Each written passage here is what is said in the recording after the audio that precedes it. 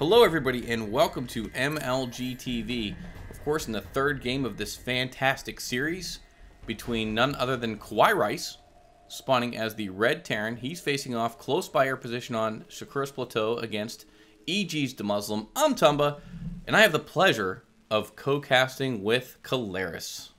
Oh, well, thank you very much, Tumba. I really do appreciate the very nice intro once again. Had a few nice intros in the previous games, but this one could be deemed even nicer.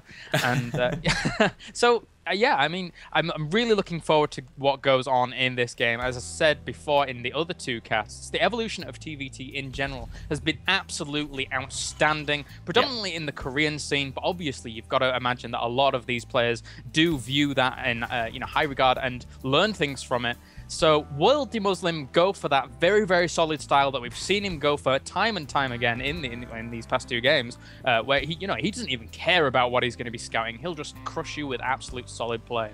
Yeah, it's a good point because you did bring that up previously. He was in the dark, and you mentioned it in both games, and I, in fact, did check the vision in both games, and playing in the dark can be tough. You have to be prepared for just about anything that KawaiiRice can throw at you. And KawaiiRice can be quite a handful, so, and let's not forget, KawaiiRice was up in this extended series. All Kawhi had to do was win 2 games, and now EGDeMuslim coming back, taking the first 2 games off of him, so that could play tricks with your mind a little bit there.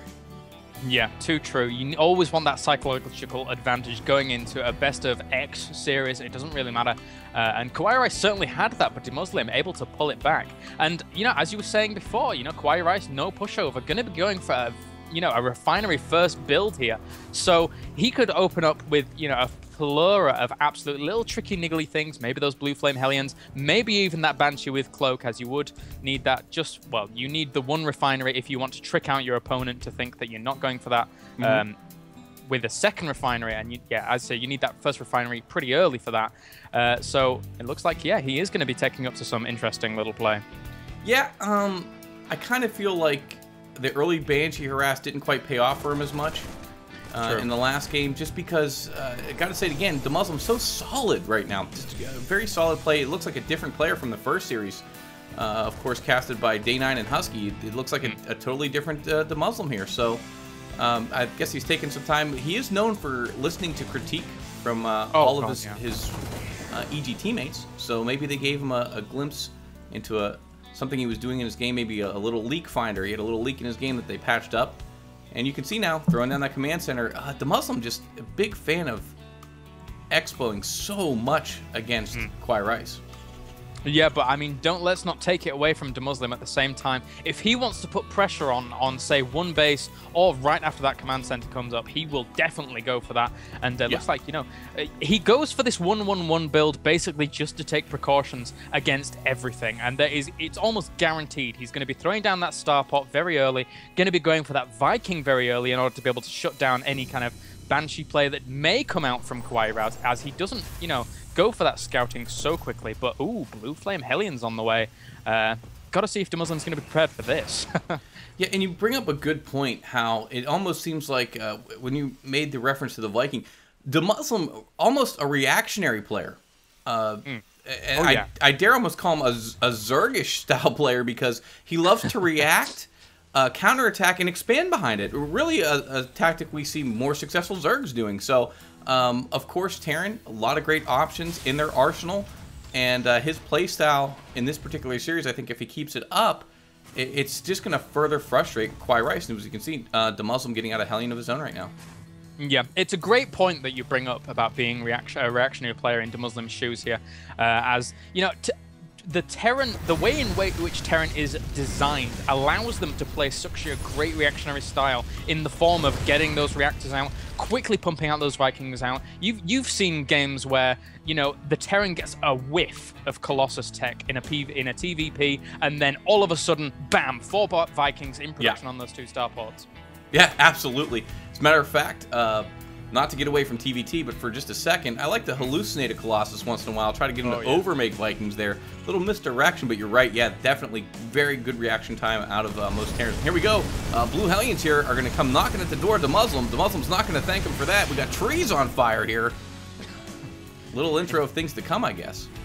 Yep, too true. Going to be roasting away those trees, doing a good job taking out as many of those trees as possible. Alas, EGDeMuslim's fortification does hold here. Marines and Hellions, not exactly what you want against a bunker. But, you know, behind this, KawaiiRice is going to be able to try and establish an expo. Wouldn't be surprised if we do see him go for that as quickly as possible, as he does have this Marine at the front of his opponent's base, just spotting everything that is going on. And where is that? There must be a Viking out on the field somewhere. I cannot believe that there isn't one already. Yeah, there is, actually. If you look just outside the base, actually, of KawaiiRice. Yep. Yeah, there you go. You can see the little blue dot on the mini-map, of course, for the viewers. And, you know, I have to mention, I love the decision by KawaiiRice not to push the issue, right? I mean, he saw the bunker and he said, listen, Self, I'm going to say to myself, Self, I need to get out of here, because that's the smart play. I'm going to leave one Marine behind to see when he expands. And it's good use, it's good unit retention, and, of course, you need every, especially in a mirror matchup, every unit possible. You don't want to be at a supply disadvantage. So I like not throwing those away needlessly against that bunker. Yeah, indeed. Looks like we're going to have a little bit of aggression coming out from here from KawaiiRice. A lone medevac going to be moving out towards the mineral line of EGDeMuslim here. And I know that EGDeMuslim does not like Blue Flame Hellions when they're used against him. So will this do some damage? This could be tricky. Could be. It certainly looks susceptible to it right now. I don't think he has anything to deal with this. And here they go. They are going to drop right in that mineral line, as you said, Kaelaris. And 4 Blue Flame Hellions right now, doing so much work on these probes, now responding in kind with his own Hellions, trying to mop this up. Yeah, that was a lot of probe kills right there. 14 workers killed at that point, but this Banshee will eventually clear up this medevac. And it looks like his own Viking was coming in slightly there. But at the same time, there was a lone Marine or two at the front of EGDeMuslim's base trying to get a few pot shots off on this natural. And there was a point I was going to make, and I can't remember what it was, but never mind. As, you know, EGDeMuslim here, you know, he's a bit behind at this point. He needs to put on some pressure in order to be able to equalize the odds. Yeah, and this is kind of what we've seen out of him in this series thus far, is he'll get almost behind the 8-ball, if you will.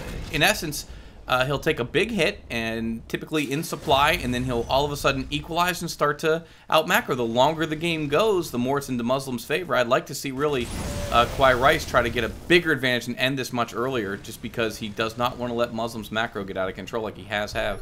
Yeah, but this could be a bit risky here. Going to be moving up the ramp with a few Hellions. Trying to get good roasts off on these. KawaiiRice doesn't have enough Hellions to be able to deal with this. And now EGDeMuslim is in a pretty good position to do some damage. SCV's pulled off the line, but they get roasted pretty fast. Wow, EGDeMuslim is going to do some great damage. Yeah, absolutely. As you can see right here in the mineral line now of that natural actually lands a mule to go ahead. I don't know how much that's going to help him out here, but Vikings landed now and moving over toward those Blue Flame Hellions, and actually, I'm sorry, you know what? That was EGDeMuslim that called down that mule to go ahead and repair. Very smart, very good. Okay, so as you can see, as we were just saying, EGDeMuslim, it's almost like two boxers right now trading blows in the center of the ring, right? I mean, and again, EGDeMuslim gets hit first, but look at his counterpunch. We see KawaiiRice supply 51 of 86 to 86 of 86. EGDeMuslim bring up units killed here. Of course, EGDeMuslim 31 workers killed to the 14 of KawaiiRice. Ooh, holy moly. And yeah, that's good. It comes back to the fact that if you can keep retention in these Hellions going on into the late stages. I mean, obviously when KawaiiRice went for that assault in the back, that was pretty much a suicide drop. He's going in there to do the damage, but in turn, he's going to lose all those units. Had he had those 4 Hellions at the front during that push, he wouldn't have lost as many workers. So it all comes tit for tat in essence. Absolutely. You can see Siege Tank now out to try to deal with this, so he's going to try to out-mech EGDeMuslim here, but EGDeMuslim has a tank of his own, excuse me, 2 tanks of his own coming to join these Hellions. So he's setting up this little contain here, and it would not surprise me if he doesn't try to go ahead and expand behind this when he's got the minerals. Yeah, indeed. Both players playing a little bit of cat and mouse here. Who's going to move in and who isn't, we'll have to see. But when it comes to... Wow, look at this. EGDeMuslim is so far ahead in terms of supply. 40 supply ahead right now. Taking that third, as you well pointed out. No point in not taking that. You know, if you're ahead, get more ahead. He realizes at this point that he can get this nice solid contain off in the front of his opponent's base. And playing really, really fabulously right now. Well, do you know how I knew he was going to expand? This is easy. Of course, we didn't watch these replays. Honest, we're casting these live off replay.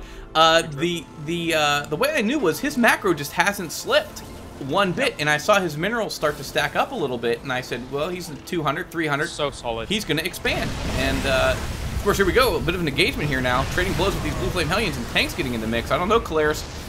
Getting a little bit dicey here.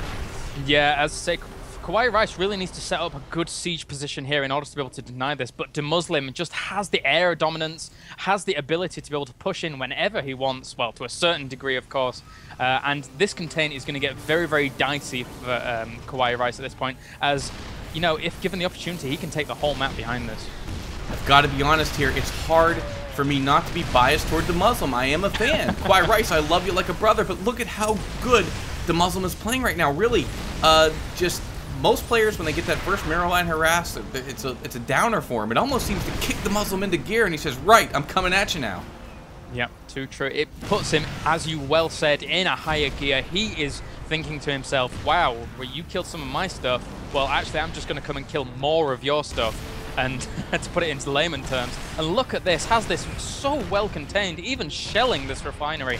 And what can KawaiiRice do at this point, apart from maybe go for an air domination? But at that point, the siege tank numbers would just stack up to EGDeMuslim, and he would be in such a bad position. Yeah, I mean, this is literally, like we said, a different EGDeMuslim from the first series. Here we go, 4 more siege tanks now. His macro is just in overdrive, Kaelaris. Yeah, doing such a great job here, and I don't see what KawaiiRice can actually do from this point. Viking's going to be landing to avoid those Vikings, but moving out now, trying to take this siege. He doesn't have much, and they get absolutely mopped up. Oh, wow.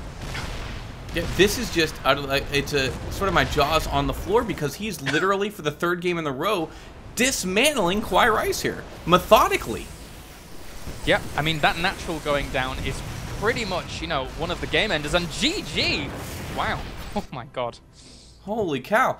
I can't get over this. Like, there's not much I can critique about EGDeMuslim, and heck, KawaiiRice, what more could he do? He came in, he had the initial harass, right? I mean, he got some worker kills, he got like 14 worker kills, and for a minute there, he put EGDeMuslim on the back foot, and then all of a sudden, out of nowhere, comes EGDeMuslim. I mean, I don't really know how else to say it, Kaelaris, but man, here he is. He's won the 3rd game. One more to close out the match. Yep. So I gotta say, you wrap it up, Tumba, and let's get on to game 4. Jesus Christ, I want to get on with it right now. Let's do it, man. Let's get to game 4. I'm so excited. Okey-dokes.